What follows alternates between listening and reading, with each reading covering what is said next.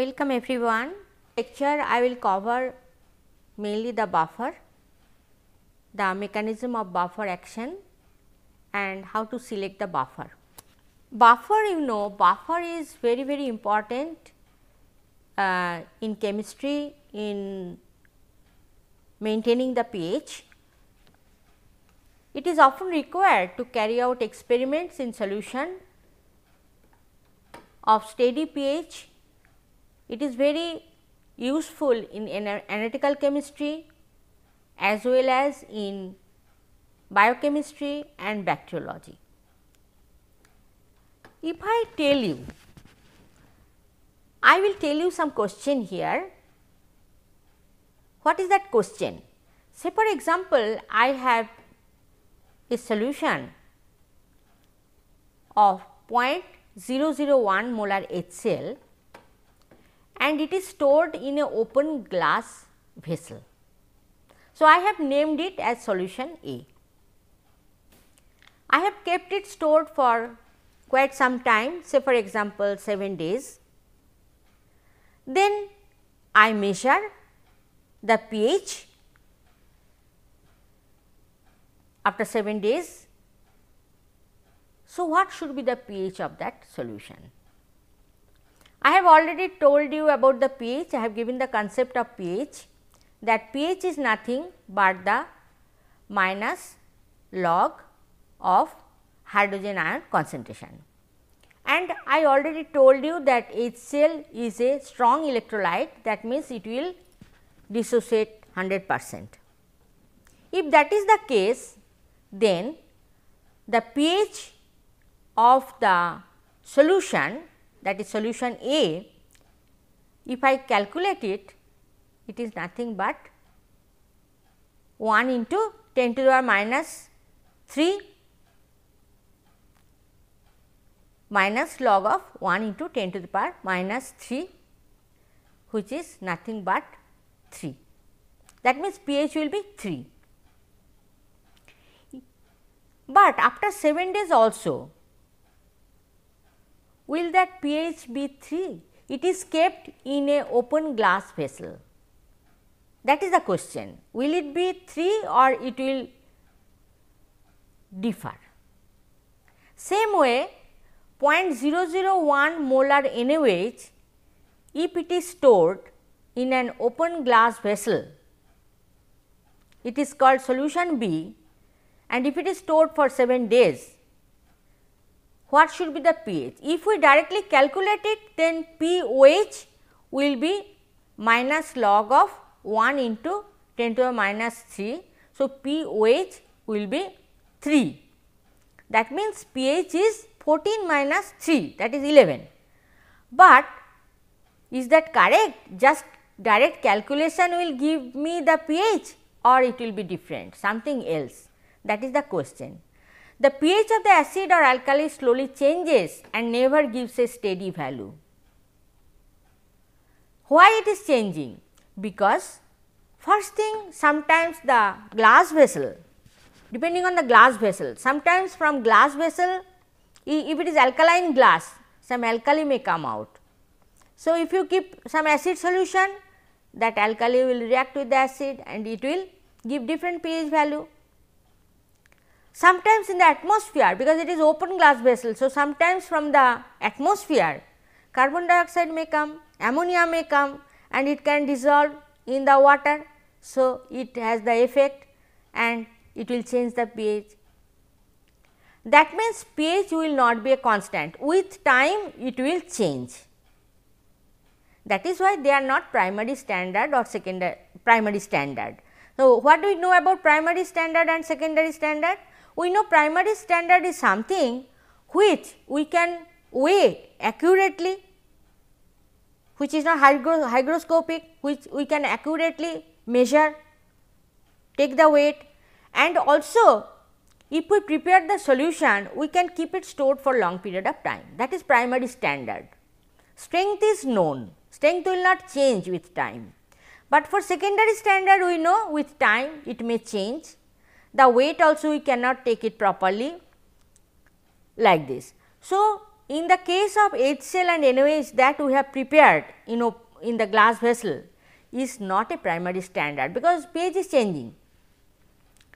Now, here comes the function of buffer. Before going to that, I have two more questions. What is the pH of 0.001 molar NaCl solution?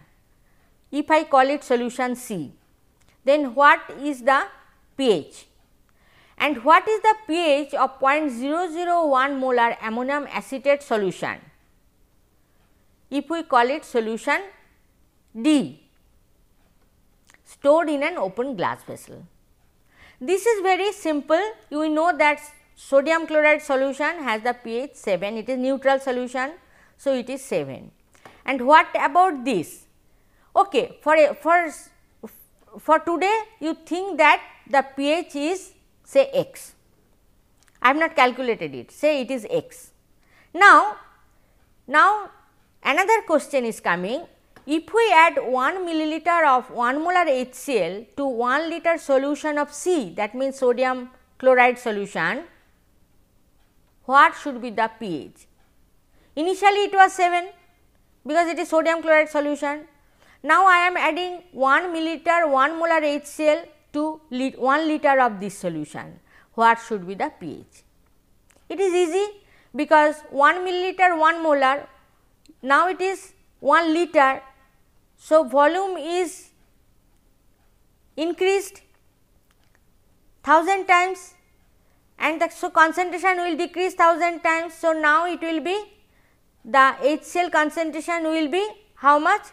It will be 10 to the power minus 3, that means pH will be 3. But if we add same volume, same concentration, that HCl, if we add in 1 liter of solution D, then what should we see any change or we should not see any change? That is the question. Here we see change. Here initially it was 7, but now it is 3, huge change. But here what will happen? Here separate, I told you that ammonium acetate solution, it has the pH say x. Now, whether after addition of 1 milliliter HCl, 1 milliliter 1 molar HCl, what would be the pH? That is the question. Now, a solution of known pH which resists change in pH when a little acid or alkali is added, or when the solution is diluted, is known the buffer solution. So, buffer solution is a solution, some solution which will resist the change of pH. Means when you add HCl, it is supposed that it is known that it is expected that the pH will change. But if you use buffer, or if you add some HCl or NaOH to that buffer solution, the pH will not change. That is called the buffer action, and the solution is called buffer solution. Okay.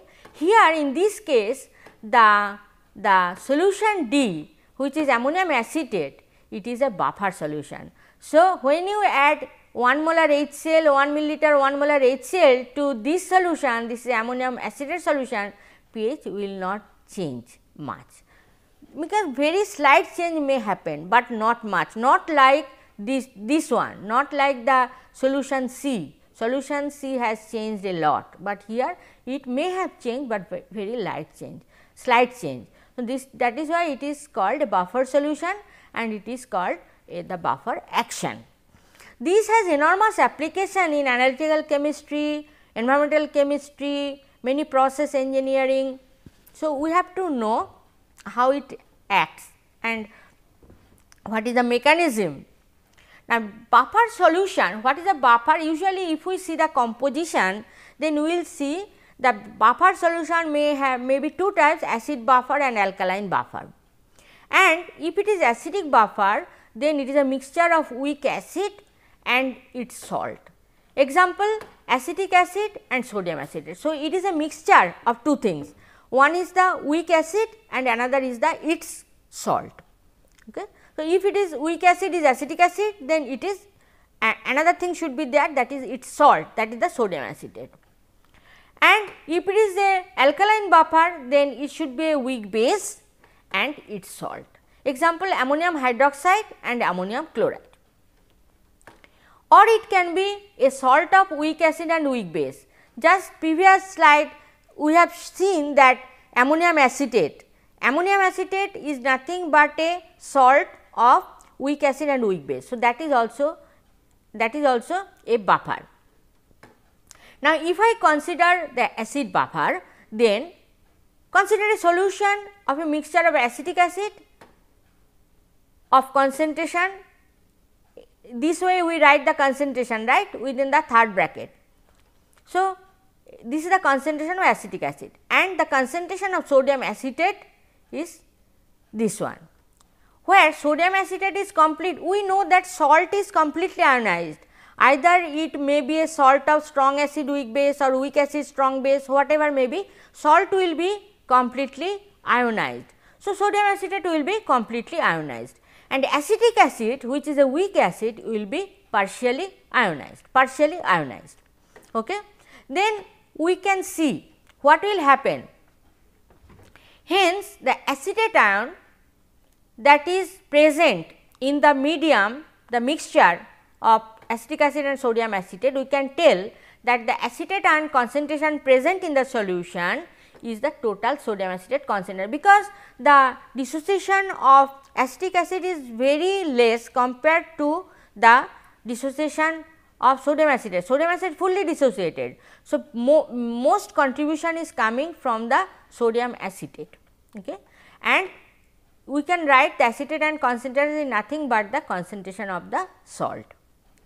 So, because it is a weak acid, we must consider the equilibrium. So, H acid, which is acetic acid, is nothing but H plus ion into acetate ion, okay. And Ka, that is the equilibrium constant, is nothing but H plus ion concentration into acetate ion concentration by HAC concentration. And if we just change the sides by changing the sides of H plus in left hand side, then we will get this equation. H plus ion concentration is nothing but Ka into HAC concentration by acetate ion concentration or Ka into acid concentration by salt concentration. Now, if we take into logarithm term, then minus log of H plus ion concentration minus log of Ka, which is nothing but pKa, and minus log of H plus concentration is nothing but pH. So, pH is becoming pKa plus log salt, this will be just reversed. So, salt by acid. This is known as the Henderson equation. This is a very important expression for a buffer solution. pH of a buffer is, in case of acidic buffer, pH of a buffer is nothing but pKa. What is pK? Is the pK of that particular acid plus log salt concentration by acid concentration, and this is Henderson equation. Now, the buffer capacity. So, I told you, if you remember, that buffer action will be remaining in some range. It is not the whole range of pH, it will not act in that way. Not only that, buffer only can resist the change when slight amount, little amount of acid or alkali is added. It is not like you will add in 1 liter of buffer solution, if you add say 100 milliliter of strong acid solution, then the pH will be unchanged. It is not like that. Small amount of acid or small amount of base, if you add to the buffer solution or to a solution which contains buffer, then the change of pH will be not there, means it will resist the change. Okay. This is very important. So, buffer capacity is very important. Buffer capacity is maintained for mixtures ranging. What is the range? We have seen in the last slide that pH is equals to pKa plus log salt by acid. This proportion is very important. So, buffer capacity is maintained for mixtures ranging 10 salt is to 1 acid or 1 salt is to 10 acid. That means 10 is to 1 or 1 is to 10 for salt and acid, that ratio. That means pH is nothing but pKa plus minus 1, because log term is there. So, that is why it is coming plus minus 1. So, this is called buffer capacity. That means in that range of pH, say for example, acetic acid. If we think about acetic acid, we know, I already told you that for acetic acid pKa is 4.74. So, for example, so pH is equals to 4.74 plus minus 1. So, it will be within the range of 3.74 to 5.74. In that range it will be valid. It is not like the whole range of pH, it will be valid. Now, why it is happening, how it is resisting the pH, that is also very interesting and important. So, mechanism of buffer action. I have already told you that in the acidic buffer what is there, acetate ion is there. So, when you add the H plus ion, it will immediately combine with acetate ion to form the undissociated HAC molecule. If you add little amount of alkali, then it will react with the HAC to form the acetate ion and water. In this way, the addition of H plus, of course small amount, or OH minus will be consumed in some way, and it will keep the pH of the medium almost constant. It is not exactly constant, it is almost constant. Very small change you will observe. You will observe small change, not significant, small change you will observe. Similarly, for a buffer mixture, alkaline buffer, I have taken the simple example ammonia and ammonium chloride.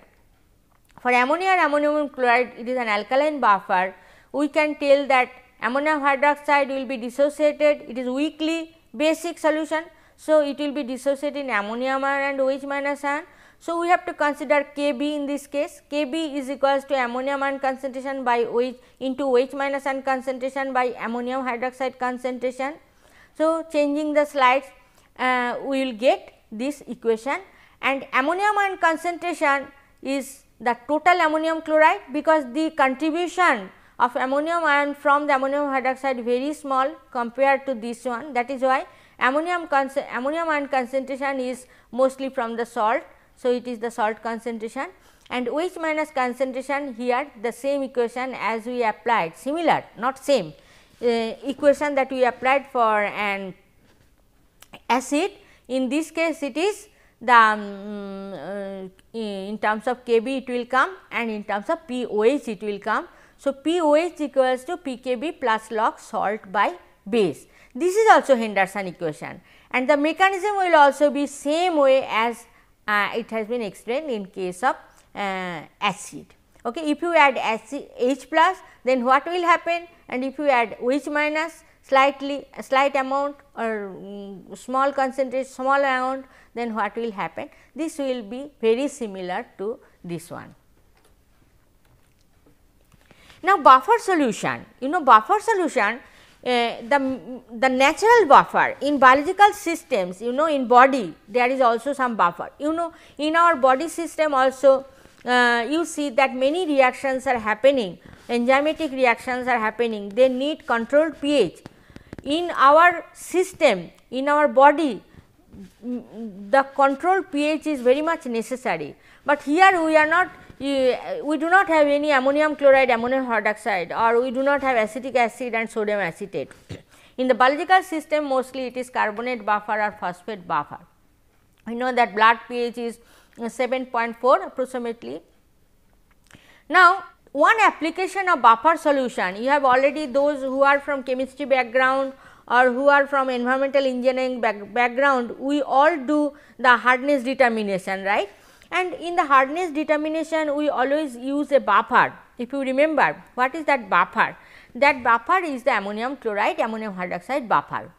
And why it is used? It is used because we need to keep the pH in the range of 9 to 10, so that the reaction is complete. Okay. If the pH is not maintained, then the reaction will not be complete, and the determination of hardness, that is calcium ion concentration and magnesium ion concentration, that is multivalent cation concentration by EDTA. You know the determination, in the determination we use the EDTA solution, and in that titration if the pH is not maintained in that range, then the reaction will not be complete. Now, how to design a buffer? This is a very important thing, how to design a buffer. To design a buffer, we have given one example here. To design a buffer, say I need a buffer solution, I need to keep the pH in this range. So, I need a buffer solution of pH 4.60. Now, there are so many buffers, we can choose different acids, we can choose different bases, we can choose different salts also. How we can decide which one we will use for our purpose? Okay. Now, if we see that if we are to design a buffer of pH 4.6, first we have to see which acid we will take, because it is acidic buffer we have seen, this is the below pH 7. So, it is acidic buffer. Now, pKa, because the pK values or K values of each acids means the weak acids are enlisted, okay, at 25 degree centigrade. So, we can easily find out. So, pKa of acetic acid we know 4.74 or 75, and then plus minus 1, the buffer capacity is plus minus 1. So, if we go plus 1 or minus 1 of this 4.75 value, then it will remain in this range, is not it? 4.6 will remain in this range. So, we can tell that this buffer is suitable for this one, for our purpose. Now, what will be the, so we know the pKa value, but what should be the salt, that ratio, that acid and salt ratio, okay, that you have to decide. Now, here you see if you remember the Henderson equation, then we will see that this is the term that we have to decide. Now, pKa minus pH is 4.75 minus 4.60, because we want a pH of 4.60. So, 4.75 is the pK value minus 4.60 is equal to 0.15. So, this ratio should be 1.4. 1.4, okay, 1.4 log, this is the log term, na? If you remember the Henderson equation, then there it is the log concentration of salt by acid. This is this one. Now, what is the just ratio? Not here, log term is not there, okay. So, concentration of acid by concentration of salt, this should be 1.4. To design a buffer of our purpose pH 4.60, the ratio will be 1.4. So, we can choose the ratio, we can choose the concentrations, but only thing the ratio should be 1.4. It may be, you see, we can do by choosing sodium acetate 1 and acetic acid, sodium acetate 0.1 and acetic acid 0.14, or you can choose 0.2 mole of sodium acetate and 0.28 mole of acetic acid. We can dissolve it in 1 liter. So, concentration will be like this, molar. Now, here you see the ratio is coming, here also the ratio is coming. So, you can choose either one, this combination or this combination, even you can try other combinations also. I think you have understood this part, because first you have to see that which buffer we have to take, which combination, and then we have to decide what is the concentration that we have to take for the salt and the acid. Thank you.